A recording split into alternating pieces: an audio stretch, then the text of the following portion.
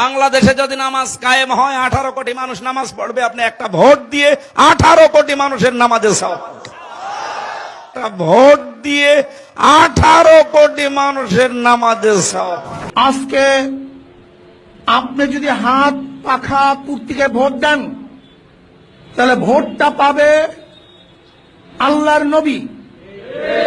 যদি আপনি নৌকা মার্কায় ভোট দেন, ভোটটা পাবে বর্তমান প্রাইম মিনিস্টার শেখ হাসিনা।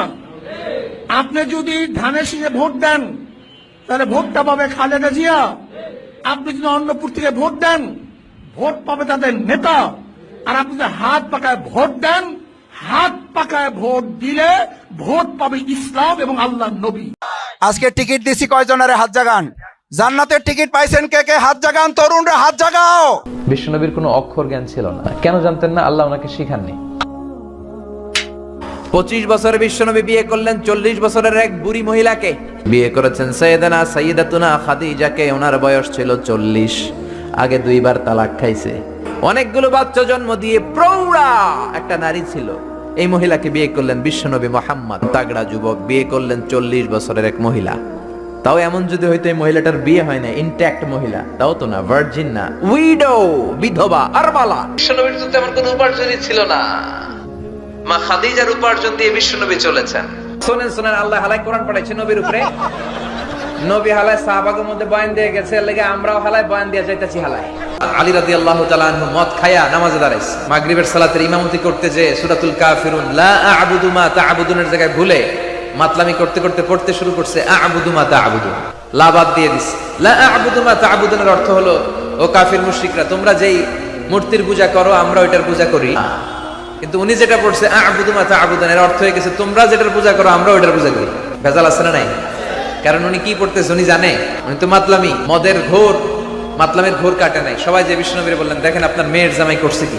বিশ্বনবীর কাছে তখনই আয়াত চলে আসলো, লা তাকরাবুস সালাতা ওয়া আনতুম সুকারা, খবরদার মদ খাইও, তবে নামাজে যাওয়ার আগে খাইও না। এরপর সাহাবারা সারাদিন মদ খায়, কিন্তু 5 ওয়াক্ত নামাজের আগে খায় না। 5টার সময়ে তারা মদ খাওয়া বন্ধ করে দিল।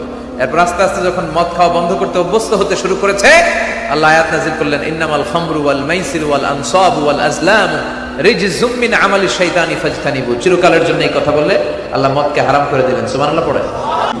বিশ্বনবীর কিন্তু টাকা পয়সা ছিল না, জানেন? জি, ছাগল চড়াতো, কাউবয়।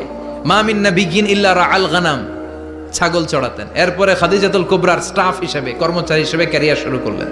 এরপর বিজনেস ম্যাগনেট হিসেবে শুরু করলেন। খাদিজাতুল কুবরার সাথে যখন বিয়ে হয়ে গেল, খাদিজাতুল কুবরা তাহেরা ওনার সব সম্পদের মালিক বিশ্বনবীরে বানায় দিলেন। আল্লাহ বলেন, তোমার তো কিছু ছিল না নবী, খাদিজার মাধ্যমে বিয়ে পড়িয়ে দিয়ে আমি তোমারে ধনী বানিয়ে দিলাম। 3টা অনুগ্রহের কথা স্মরণ করালো কে? আল্লাহ।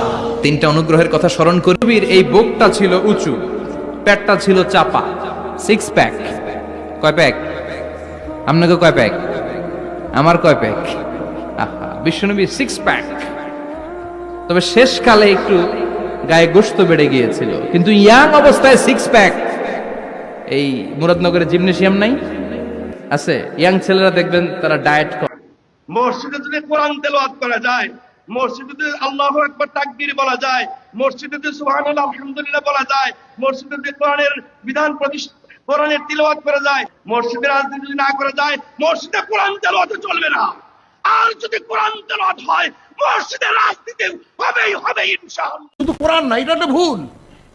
আমাদের অনেকের মাথার মধ্যে শুধু কোরআন কোরআন সরার, শুধু কোরআন কিচ্ছু না। শুধু কোরআন কোনোদিন শাসন করতে পারে না।